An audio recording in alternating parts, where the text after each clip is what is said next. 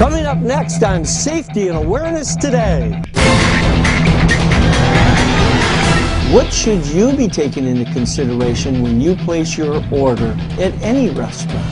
This is Justin Morat, and he is an amateur competitor in snowboarding. We're talking about New York State University Police Department. We're trying to provide a safe environment for students to come and learn.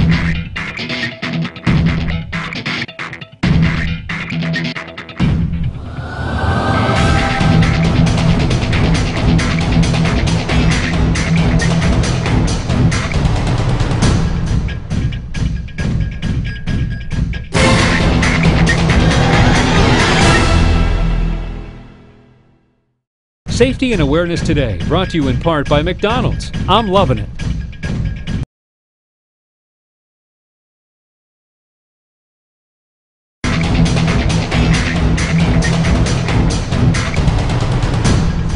Okay, by golly, when it comes to guns, there's a lot that you need to know.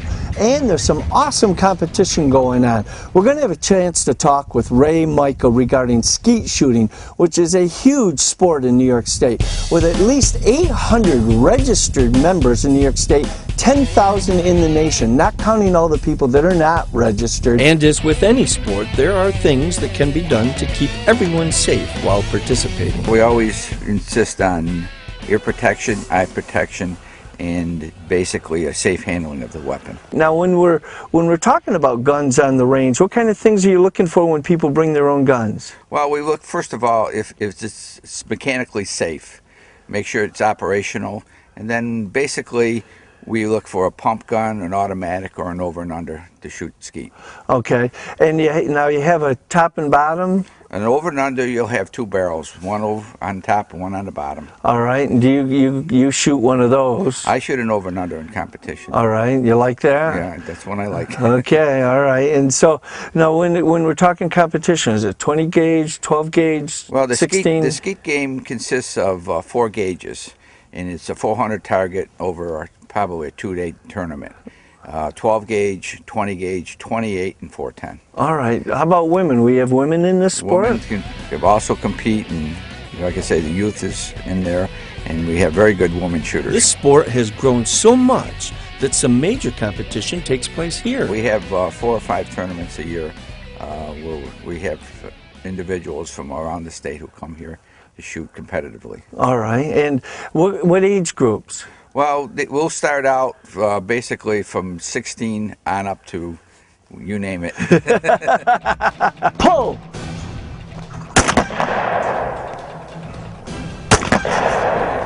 Nice. Thanks. Give me a little more time. I love that. That was excellent. Thank you so much. You're welcome. I really, really appreciate it. This is an awesome sport. Yes, it is. Thanks again. Golly.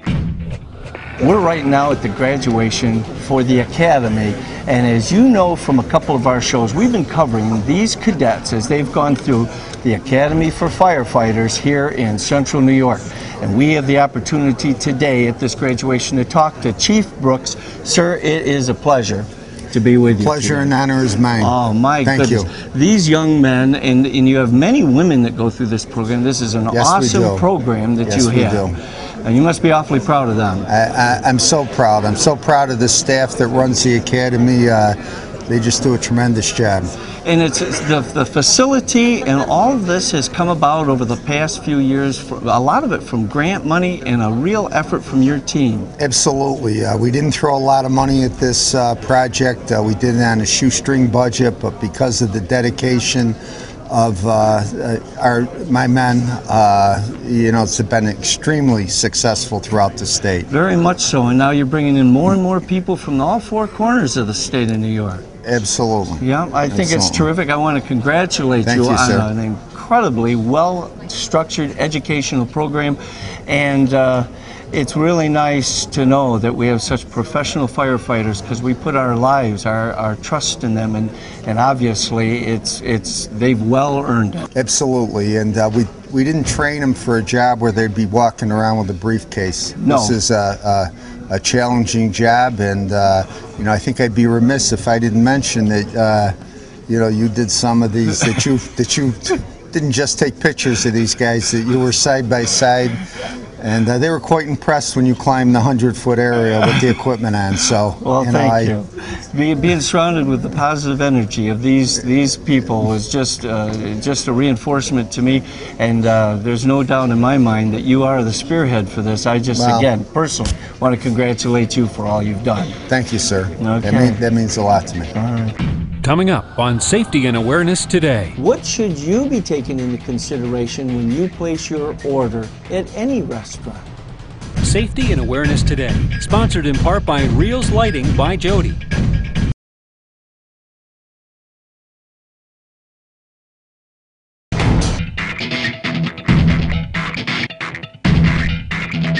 Right now I'm at Michael T's restaurant, and I'm going to have a chance to have a meal I enjoy here, and it's prepared by Michael Trentfield himself, who's the chef. But we're here for a more important reason. What should you be taking into consideration when you place your order at any restaurant? Well, most people will tell the server if they have an allergy, especially the nuts or butter or milk or whatever they can't have, and we will do everything we can to accommodate those people. Okay, so really you should say something. You definitely should say something before you order your food. It isn't going to upset anybody. No problem at all. We're used to it. We can, accommodate anybody.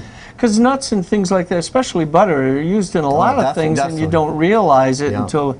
there's a meal here that I like at Michael T's, the haddock. I think it's great. Your favorite is a haddock au gratin. Yes, it is. And you have a haddock with nuts, too. Another version of that, we call the haddock almondine. We take the same dish and we just put almonds on it. So. All right, so you want to be able to say something. All right, but what other things should we be concerned about as far as a restaurant in their menu? Are there certain foods that we should be a little alerted to? Well, we have some spicy food, so we do tend to make them spicy. So if you don't like hot food, we will ask if you just go mild on like the chicken riggies, of course, and the greens are made with spicy food. So if people tend not to have spicy food, we ask them to have it mild. At least to mention it. Now see, there's another. You're not allergic to it, but if you have an ulcer condition or a... That can make your dinner not enjoyable. That sure can. That's right. All right. As far as drinks are concerned, are there certain drinks that settle better with foods than others between soft drinks and things? Or? Well, especially the wine dishes. There's certain wines you have with, white wines with fish, and then certain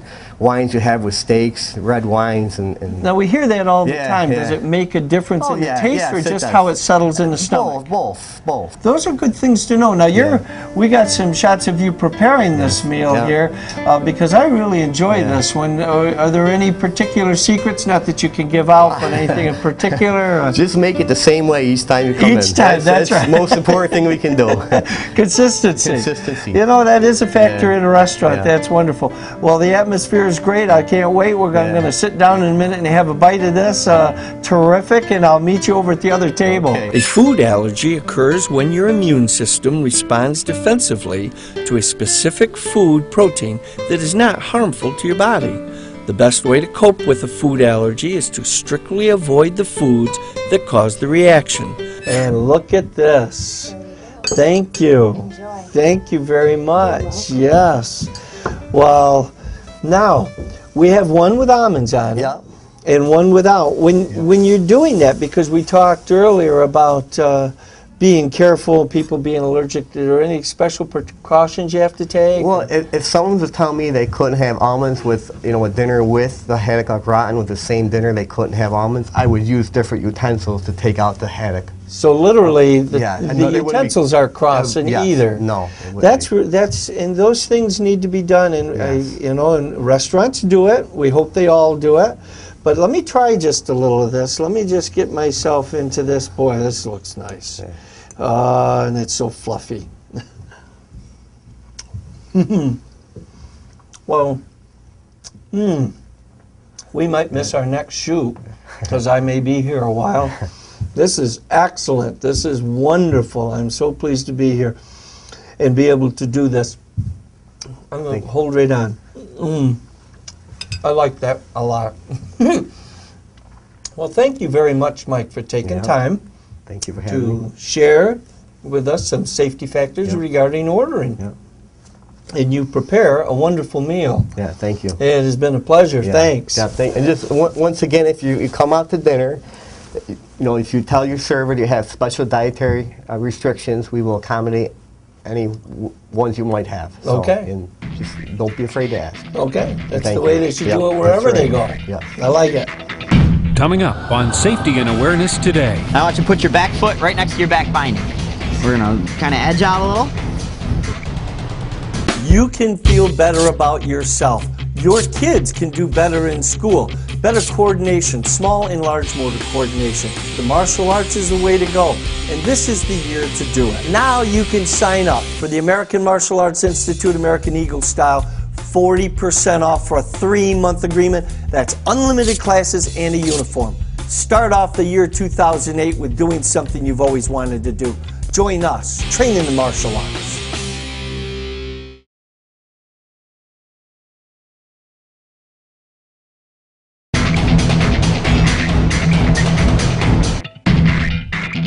This is Justin Morat, and he is an amateur competitor in snowboarding, right? Yes. All right, now how long have you been doing it? This is my 11th season. All right, now snowboards have changed a little bit. I mean, what are some of the features that have changed on them? They've got a radius side cut now. Yeah. That's on the edges of the board.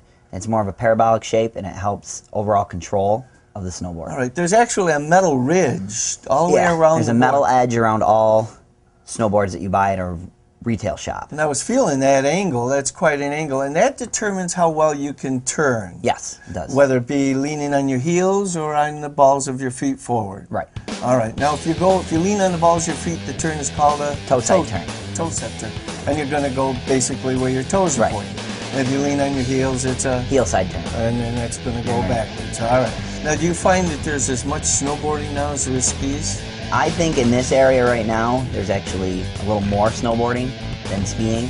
The teenager type age is where it is most of it. Okay. I recommend skiing as well as snowboarding, because skiing builds the basic building blocks for snowboarding. It's basically hand-eye coordination and balance. If you're going to fall, if you're going too fast, let's say, first of all, you're going too fast, what should you try to do so that you can avoid? If you find yourself going too fast down the hill and you think you're out of control, the best thing is to just sit down right on your butt. Okay. Don't fall forward, don't lean back, don't lunge forward. Just sit right down as you're going to sit on the snow and let friction of the snow against your body slow you down. Okay, and that's the proper way. Yes. That's the way. Justin, that is terrific. Oh, geez, here's Mike. Oh, what's this all about? Well, we have it all set up with a board. And all right. that's required now is to go downstairs, get fit for a boot and a helmet, and you're ready for the hill. Okay, the hill. The hill is here, just outside of Rome at Woods Valley. Justin is going to show me some of the basics and talk a little bit about the etiquette of this sport. Be respectful to everyone else on the hill with you. Remember that people in front of you have the right of way, and you don't want to come up behind them or go too fast and cut them off and weave around them, because it scares them. You may be in control, but they may not expect you behind them, and it throws them off. 20 years ago, it might have been a young skier, but now it's a young snowboarder coming through, and he does. He catches them off guard. People fall. Nobody needs to get hurt. This is an enjoyable sport. Right, correct. All right, and courtesy and etiquette. It's just a matter of taking time and thinking about other people, not just yourself, and you can have a great day. How young do they start? There are kids out here that are 2 years old. Wow. Taking lessons right where we're standing through the Woods Valley. With snowboards. With doing boarding. Right. Well, we've come this far, I suppose, although it's going to be a whole new thing. Let's get this board on my feet. Give me some lessons. Let's see if I can stand up, okay? All right, Cliff. All right, great. So Justin gave me some pointers, and down the hill I went. And to the snow I fell. And fell. And fell. Though my first few times down the hill were a little challenging, I started to get the hang of it. Stand up, stand up. Hey.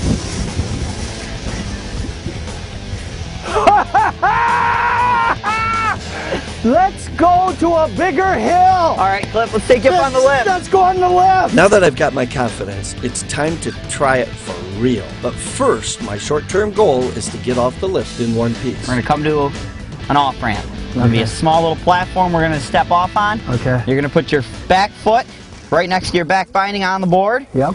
You're going to stand up as soon as we get to that little platform, push off away from the chair, glide right down the little ramp, and directly straight in back of it. Don't worry about turning. All right. I'm going to try to hold on to you, keep you up. I think what I said last time was, we're going to fall. Oh, you think I'm kidding? I want you to put your back foot right next to your back binding. We're going to kind of edge out a little. And we're going to stand right up. Stand up right now. Come on.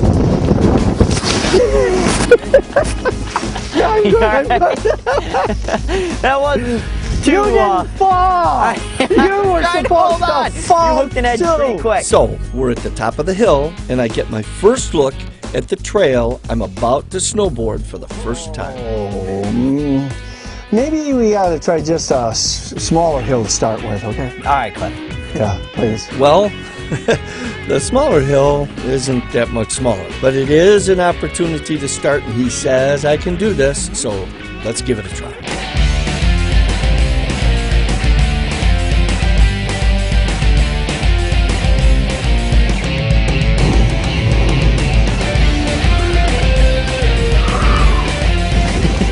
Woo! Nice job, Cliff. That was Whoa! perfect. Hey! I like it.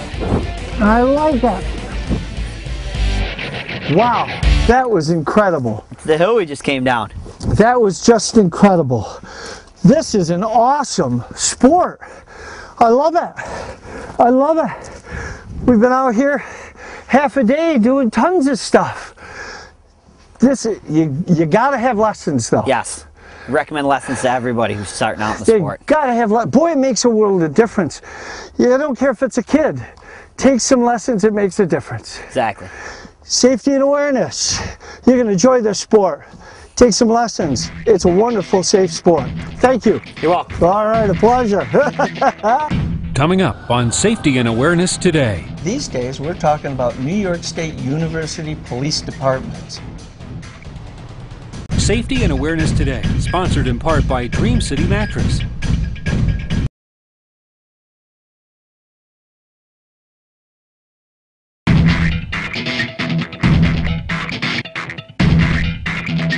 Safety on our New York State College campuses. There are things that can be done and are being done. Let's talk with Lieutenant Gail Broadbent about what his police unit does to keep college students safe. We offer programs to the students in the community, college community. We do women's self-defense, defensive techniques. We bring out the red man suit and let them go through that. We also offer defensive driving. We try to, educate the community for the college students so that they get a benefit from being here. Yep, I like the way you said that. This is a community unto itself. It really is, and it needs all the protection that any other community would. I have been surprised at the size of the facilities and the training that is going on. But right now, these days, we're talking about New York State University Police Departments. So these people are all certified police officers now. You have cars, so that you're pulling vehicles over and doing tickets like any other police department would. And if it's a criminal offense, other than traffic court, they're going to go see a judge. Yeah, if so we end up arresting somebody here on the campus, whether it's a student, a non-student, if they're a student, they're going to end up in criminal court. They're going to have to see the town judge, and then they're also going to have to answer to sanctions here on the campus from the campus judicial department. All right, and regarding campus security, we have a number of monitors all over the campus, and these cameras, which are observed 24 hours a day, they have zoom-in capability right from this office. You're setting in a process where you can do a full campus lockdown right from this office. And with those things, you also have foot patrol and bicycles. Yeah, we put guys out on in the cars and in the bike when the weather's nice, and also out on foot patrols, especially when the students are here. We're trying to provide a safe environment for students to come and learn and feel that they can focus on their education while they're here. I think that's really important. I mean, that's why we're covering it today. It has changed. Campus security is important as far as students.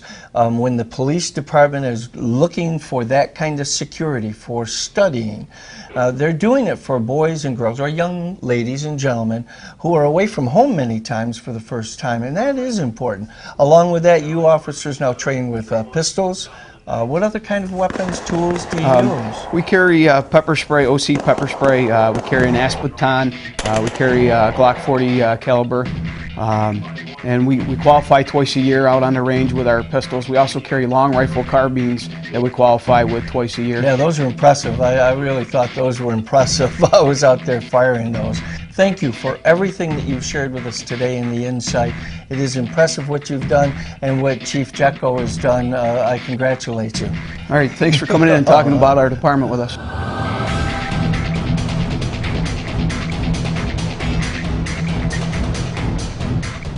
The Safety and Awareness Today show's in its second year, and we have covered a lot of topics. Thanks in part to you, your letters, and some of our communication. But we have another way for you to communicate with us now. It's through email. If you have a job, an activity, or a sport that involves safety standards for you or the community, we would like you to write us at safetyandawareness@cnyhomepage.com.